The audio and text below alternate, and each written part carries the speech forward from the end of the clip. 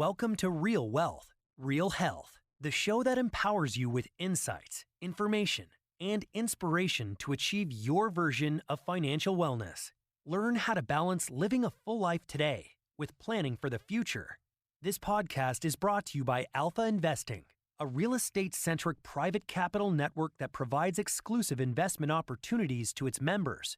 And now, here are your hosts, Ada Piederico and Daniel Coca.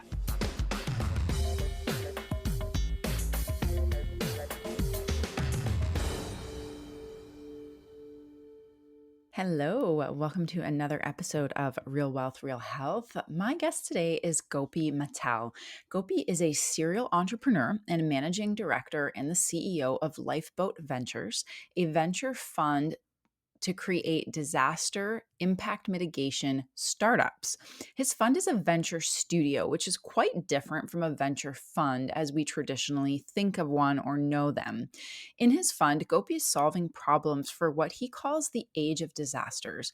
However, these are not disasters as in hurricanes, earthquakes, wildfires. He's tackling the disasters that affect economic livelihood of millions and potentially billions of people.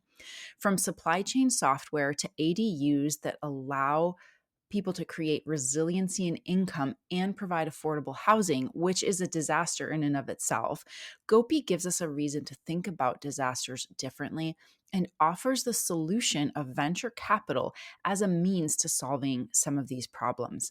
In our conversation, we talk about Gopi's why, his mission, and why he decided to focus on creating these solutions to global, social, and environmental crises through the venture capital model. We dig into ADU Works and the unique and affordable model of housing he's developing and rolling out beginning in California.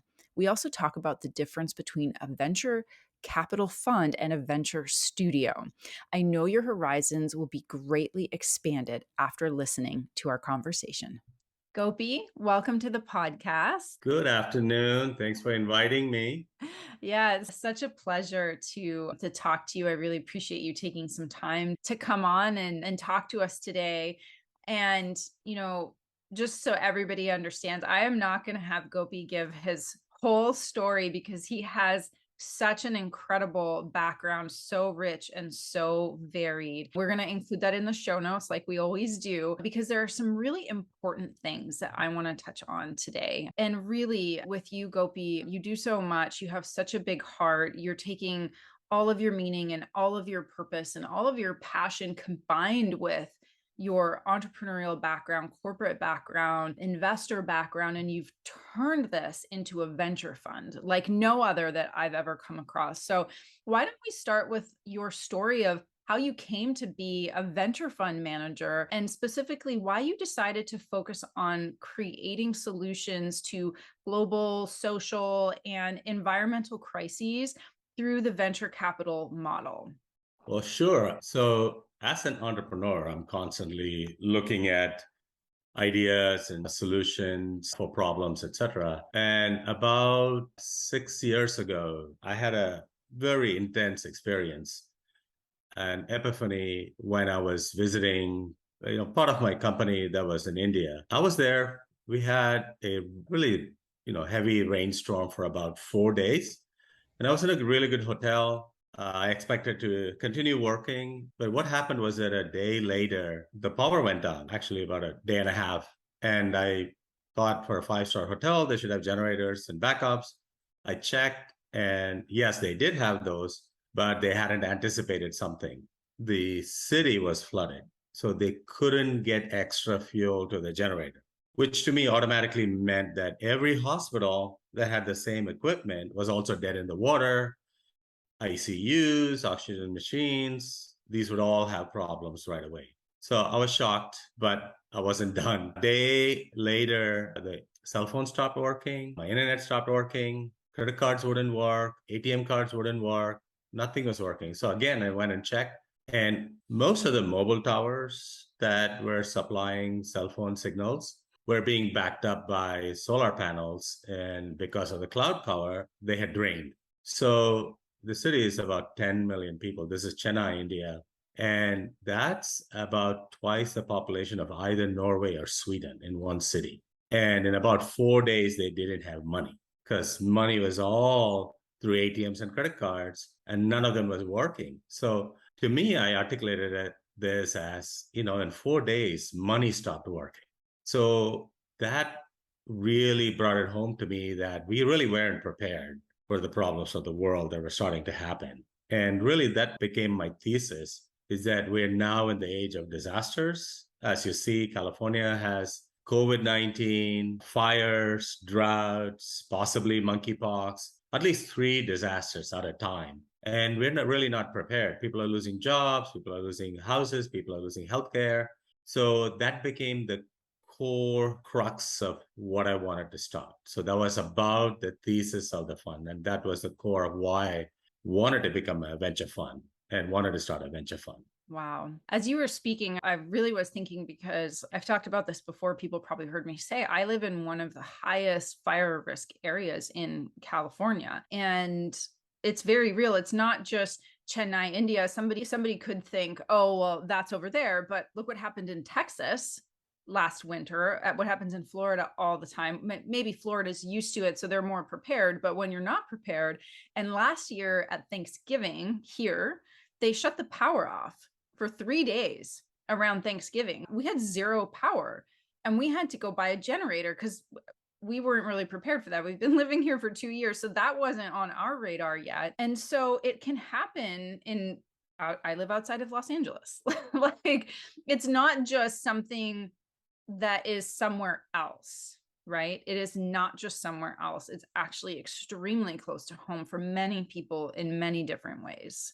I agree. And I live in Half Moon Bay, California. I'm backed up to one of the top 20 fire risks in the state.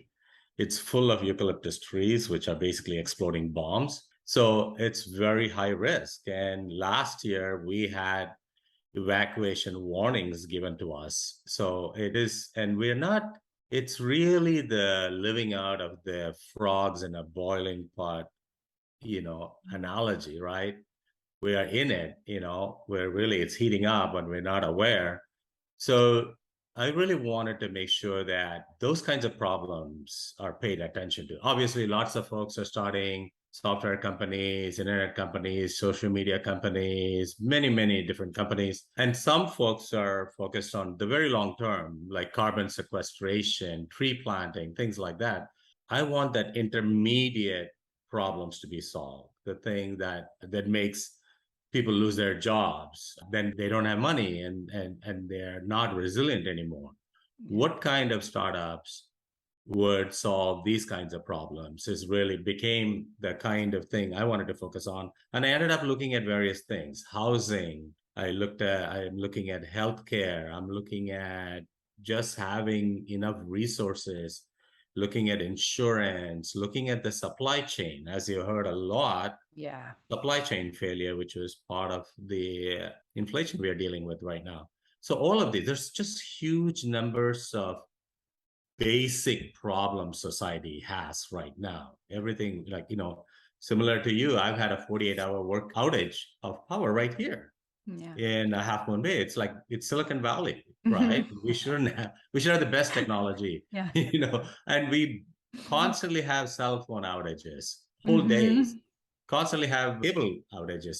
So these are all like very basic problems. And my whole fund is focused on solving problems in these areas. And we'll talk about a couple of them for sure. Yeah. But that's the fundamental thesis, fundamental mission that I also took on, because I look at my life and, I've been lucky enough to be able to, come from India, be able to build companies, make jobs, but also have a good living. But you have a certain amount of life in you ahead of you, and you see the problems and you see your children, and you say, oh, what can I do now in the remaining time that I have? And this became my mission, that I really need to solve as many of these problems as possible right away. And so why a venture fund? Why not another charity? Why another nonprofit? I mean, there's something really, really powerful for me. And I think we share this idea that like investing, is the highest form of charity, is productive, is a different form, also energetically, of capital exchange. So I'm really curious, why did you choose to tackle these? As you say, for your fund, it's a disaster impact mitigation startups. Like, why go the venture route? Yeah, that's a really good question. I actually looked at it. There are options. You could have done a charity, you could have joined government, run for Mm. politics, be able to make changes that way. You can make changes using businesses. And capitalism, even though as a term, it's got taken on a lot of weight and a lot of meaning, it's a basic human behavior. The very first caveman, cavewoman, that traded something for a bead, we're engaging in capitalism. This is how we share values. And so the charities, the biggest problem is that you actually have to every year, in most cases, go out and raise money from people to be able to do your mission. And it becomes a difficult model to sustain year after year. It's so much of your time and effort is just going for that. You don't have time to necessarily execute. And it's a challenge to get the funds. Government, you are whipsawed because parties change. You're in, you're out. The other group comes along and changes everything you wanted to do the other way. And there are multiple special interests fighting for it. That was also challenging. And I actually have a business. I could have just started a business and done that. The business is generally a very quarterly or annual focused. Am I making some money right now for me to either get to the next year or to get my stock price rising? So venture capital within business had the ability to make large bets and large change, but they had time. The typical venture fund has a 10-year time frame. If I can create something, but within 10 years, I can make it work, I don't have to worry about next quarter if I lose money or if I have some problems. I can last it and I can create a really good company. And that was really the fundamental reason where I ended up because of that freedom it offered me to execute. Oh, that's a really great point about time. Makes me think a little bit about the risk-free rate, where it's like risk-free is because it's basically immediate payback, but that flipped around where you have a higher return the longer that you wait, which of course makes sense in venture. And to frame that up to the fact that you need that much time to I think I would imagine really understand the problem and all the different ways that it can be tackled and iterate so much, because even though it is venture and startup, I would imagine that there is government involved to some degree. I mean, there's got to be political involvement. There's got to be probably to some degree, you're also working with nonprofits that are in the space. And so you're having to coordinate multiple parts and changing legislation. If I think about like, LEED standards in California for building, like all of those change, and sometimes by the time they come through it's almost abrupt and you have to be prepared for it. And so actually I wanted to talk to you about that, because one of the startups that is so interesting to me that you're working on is around solving the housing crisis in California, but in a very novel way. And it's not just the housing affordability and housing crisis, but it's also paired with materials and processes and supply chain. And so there's so many different pieces involved. So with that preamble, can you tell us more about this company? Yeah, this is a very exciting company that I was able to create. It's interesting. As we went through the 2008 economic crisis, as we went through COVID-19, one of the consequences for these disasters, because the fund is really about disaster impact mitigation, is that people lose their jobs as businesses start cutting back or stop hiring and so on. And people that graduate have a difficult time. Things like that happen around that time. And one of the consequences is that there are folks that own homes, for example, are unable to stay in their home because they cannot make the mortgage payments anymore. So I looked at it and say, I really would like to make people resilient And I also want to solve the problem of young people, retired folks wanting to stay in their area, in their support system at affordable rates. So we really needed more housing. As people know, housing has been a huge problem. So I wanted to build a company around that. And an interesting inspiration for me was that, and you'd like this, my grandmother, who was a young widow, which is in India, fate worse than death in those days, was a real iconoclast. She essentially said, "I don't care about all those rules." She ended up doing, she had cows, she made food and sold food, and then she bought a small piece of land. She built herself a little unit. And then slowly she built more units. And I remember being a young kid and actually carrying bricks and so on and helping build. But what I realized was that she ended up having like 10 small units, and we had rent every month. That was really key to my education and to my being able to learn English at a higher quality school, to my being able to come here, to like a generational wealth, like my generation, my children, my nieces and nephews. I said, and we are learning about generational wealth and the impact on minority populations in our country recently. So I looked at it, it's really renting is really critical to create wealth and be resilient. And luckily, within the last few years, California has been struggling with affordable housing, and they came up with a bunch of laws that essentially overrode city and county rules to make the ability to create an in-law unit in your backyard easy. And they call it a ADU, accessory dwelling unit. And I said, what if we created a model where we could create these extra units in your backyard very simply, very easily, for half the typical cost, for half the typical time. And typically in urban areas, you can make about $3,000 in rent. And if you have this in your backyard, if you lose your job, you're going to be okay. The $3,000 will be critical to pay your mortgage. You're becoming resilient. You can stay there, but your family can live there. You can, young people have a place to live. There are more of these ADU units without using up extra land around us, right? So that was a phenomenal fit. And that's the reason to create this company. And that's worked really well, because what we did was we have this with two principles. One, you mentioned a few of them, the stakeholder model. Look at everybody that's going to get affected. Look at the government, look at the charities, look at the contractors, look at the manufacturers, look at all of them, and make sure you create a model that works for all of them. Obviously, the homeowner and the renter. And two, innovate in how you create the business model, but not necessarily in the product, because innovating in the product, like the materials, means you have a huge amount of bureaucracy to go through. So we used approved products like SIPs, or structure insulated panels, and helical piles, and we were able to design a unit that can be assembled within 10 days on site. And we take care of all the relevant things, including connectivity to sewage and plumbing and power and so on. And we take care of the permitting and all of that for about half the typical cost in the Bay Area. And we are having tremendous demand because people see it, people see the resilience it brings them, people see the affordability of them taking that on. So it's been really exciting to see that. That's amazing. I love this word resiliency.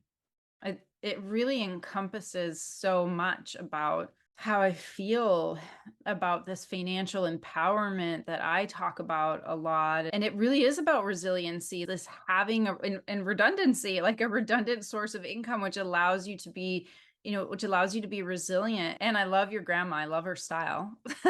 I gotta say, I love her style. She was something. She was something. Wow, like 10 units. She was just like, I don't care about your rules. I'm gonna be a capitalist. I love that. But it requires someone to say, you know what, screw your rules. I'm not gonna live by your rules because they're not good for me. In fact, they're, like you said, like a fate worse than death. I mean, a lot of people today in America, young, wouldn't have any idea what that means. Right. And the flip side of that, when I think about older people, and one of the things with this company and what you're doing is, we have, especially in California, we have a lot of this, NIMBY, not in my backyard. And we don't, there's they recently overturned that legislation around, there were so many lots zoned for like R3, R4. So you could, like the R's being like the number of units you could put on it, but there's only one home on it. And you really couldn't do anything about that. Whereas now that's not the case. And here is a solution that covers where I'm going with this, which is if and there are a lot of older people, if they can put a unit that in their backyard, and I know that you match the outside to be the same as their home, so it's not this like sore thumb sticking out. But to me, I think about those people who can't afford to or don't want to live in a senior care facility. They want to age in place. They can have a source of extra income and someone else on the property that in case of emergency, not that the person living there has to take care of them, but like so much happens to our older people when no one's around to help them and nobody even knows that something's wrong, that they fell. And so there's this other sense of resiliency and redundancy around that older population that really needs to have some other form of care. And so I think that's a really beautiful thing for an older population, many of whom, have these single family homes and, their family is far away. So that's one thing that I see as being really important and a beautiful application. Yeah, recently an older friend of mine on a board, charity board, reached out to me. Half Moon Bay is identified as a age-friendly community, and she was saying when she found out about the ADU, it's like, I have this really huge house. I would like an ADU, but I want to live in the ADU. I don't want to deal with a lot. I want to live there. I want to rent the larger unit out for other folks, right? Which is fantastic, right? It solves, two problems at the same time. So I think there's a lot of real possibility here. And the company, we designed it so that it understands the problem of an older person. It's not just about the money. It's also like they don't want to deal with the government and the contractors and the architects and the financiers, all of that stuff. We try to take care of all of them for them. They can get into it. And the model is really good. It can actually go further. I'll give an insight to folks that are listening, especially if you're in California, but it applies to some other states as well. What California, the state did is looked at the affordable housing problem and said, what is the best and easiest way to add a lot of housing? And the governor had said, we need 3.5 million new housing units so people don't leave California, right? So what they did was they said, okay, in-law units has been a tradition. So what we're going to do is just say any house can have two in-law units. One is called an ADU, another one is called a junior ADU. You can have that, but the state will create the rules. And as long as the rules are followed, the city and county cannot override them. So it kind of sidestepped the whole NIMBY problem. The local folks cannot make up new rules like it's an extra fee or you need this much setback or any of that sort of stuff. So they overrode it. But here's the magic, right? Let's say you're a first-time home buyer and you want to buy a house and, average price, even in the Bay Area, you can find a house for, let's say, $800,000. If you're a first-time home buyer, you can get a loan for 3.5% down. Or if it's a second house, it's a 20% down, right? But for 800,000, you can, generally speaking, equity goes up. So you don't actually need to pay back principal. You can get an interest-only loan. For 800,000, it'll be about $2,200, $2,300 per month. But if you had the ADU and the junior ADU, you can make $5,500. That means Wow. you can have a house and an extra cash flow of an extra $20,000 today. You can do that today, right? You can just go and say, that's how I want to build my building. That's the kind of building I want to buy. So the potential is incredible in the state of California. Wow, that's remarkable. You could do a lot with that. I'm sorry, I'm doing this little bit of math in my head there about like what you do with that extra money, but that's like the whole point. And then you can decide, like, do I pay down my debt faster versus do I build something else? Do I invest it? But if that's remarkable about the junior and the regular. Tell me about the prices. Because I've seen, design companies, et cetera, that do them. And I've seen price tags ranging from, let's say, starting at $250,000 for, call it 1,000 square feet ish or so. That's a lot of money for anyone. can cover that. So Bay Area, urban areas particularly is where these numbers will fall. So the typical, like I would say 90+% of ADUs are what I call design and build. So a house owner calls an architect, designs a unit that they want, similar, they have some ideas, then they go to the contractor who works with them for the next 9 months and builds it. So that costs about, it looks exactly the way they want, it fits, etc. $250,000, typically 1 bedroom, 2 bedroom, 1 bath kind of place. But it's not uncommon for people to pay $350,000. Somewhere between 250 and 350 is where it is. We created 3 models of houses: 1 bedroom, 1 bath, 2 bedroom, 1 bath, and 2 bedroom, 2 bath. So the 1 bedroom, 1 bath is about 400 square feet. 2 bedroom, 1 bath is about 500 square feet, and 3 bedroom, 1 bath is 750. The 750 is purposeful because there are some fees related to being over that. But you can get a very decent 2 bedroom, 2 bath for 750 square feet. Okay. And you had to see the model on the ADU.works website. So here's the interesting thing. The lowest unit is only 139,000. So, which is easily covered by most people's HELOC, right? Home equity line of credit. Very easily. They will have enough equity for that, right? Very easily covered. And this middle one is about 155 or so. And the highest one is about 189. So even the largest one is cheaper than the custom build, but we designed it very well. The critical part, which is the outside, because your neighbors are going to look at it and you don't want a container or a very modern boxy looking thing in your backyard. It's like 80% of the houses have sloping roofs. They have, they have siding, the standard colors, composition roofs, things like that. We map the exterior to the primary home by default. So it looks like it's designed with it. It looks like it was custom. It doesn't look boxy, etc. All at this really good price, right? That's really the pricing model for the units. It's fantastic.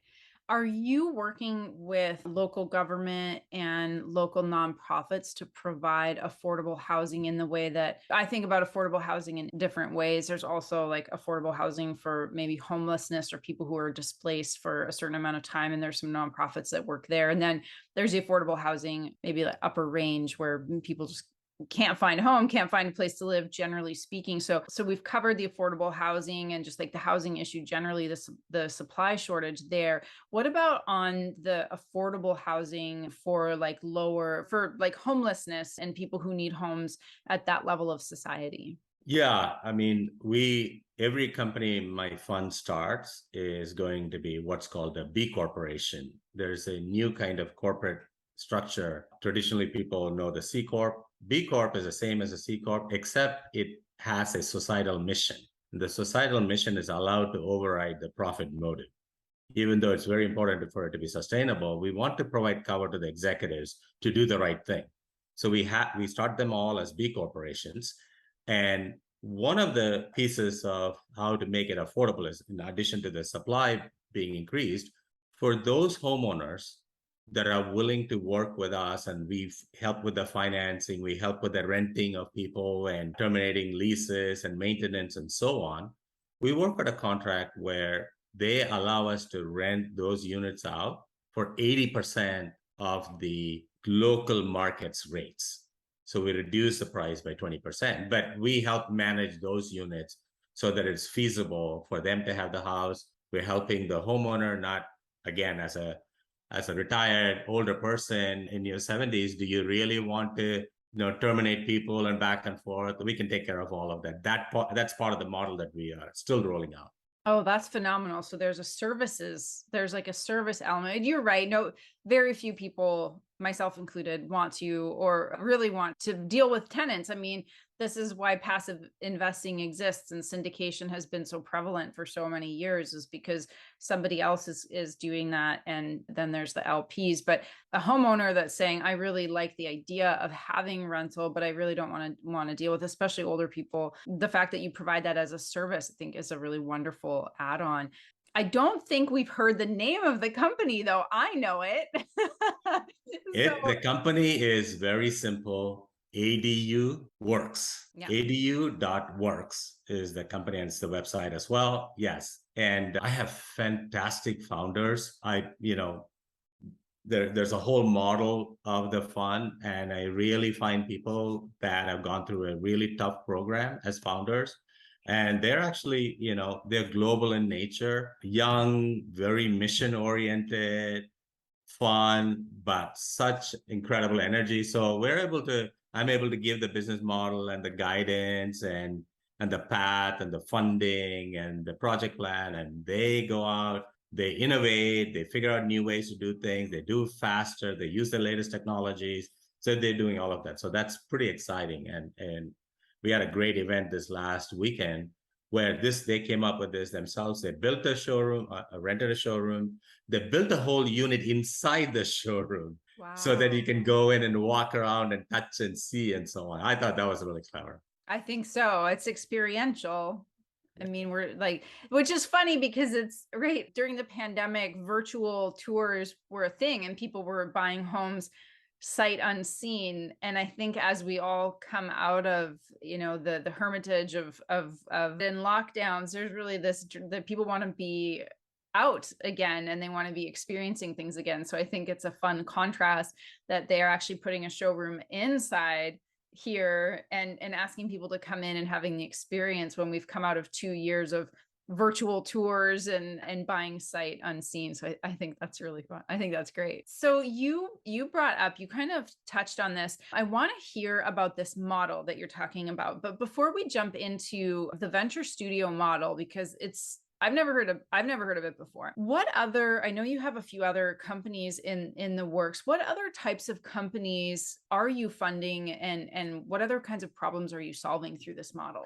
Sure. A few of the companies that I'm working with, one of them, again, when you look at disasters, people, if you ask for people for an iconic image of the Wall Street crash of 1939, they would say one of the images, they would say there were people in the streets selling apples. So what happens when a disaster hits is that people don't have jobs. And one of the go-to ways they try to, sort of keep their life together is to try to start a business of some sort. And this happened with COVID-19. If you look at the number of business applications, it doubled right after COVID-19 started. So, but we know that in the US particularly, but throughout the world, it's actually kind of complex to start a business.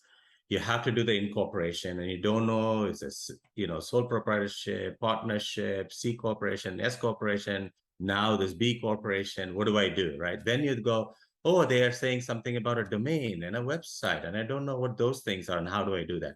Well, I may need insurance. I may need some other certifications. I may need to be able to process credit cards. Where do I go? How do I do these things, right?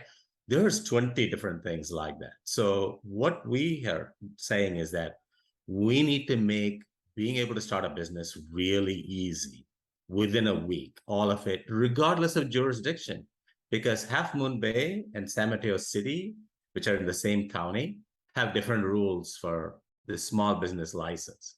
So by jurisdiction, you put in your address and you put in your information. It's going to walk you through in a single page, step by step, all of these elements and be able to launch your company, all of those pieces. The basic product will be available for free so that anybody can go in and say, let me get my thing started. At least it's going to guide me in one place how to do all of it. Such a thing today doesn't exist. There are companies that incorporate, but they don't do all the other things, right? And we're trying to create this company, which we think would be incredibly valuable. I mean, entrepreneurship always is great because that's like really the largest job producer in the economy. But to be able to do it faster, better, with less risk, because if you do it right, if you have insurance, actually, you're at less risk. So that's really what one of the companies is. The other one that we're working with a partner is supply chain. So we're trying to create a software that allows shipping departments to schedule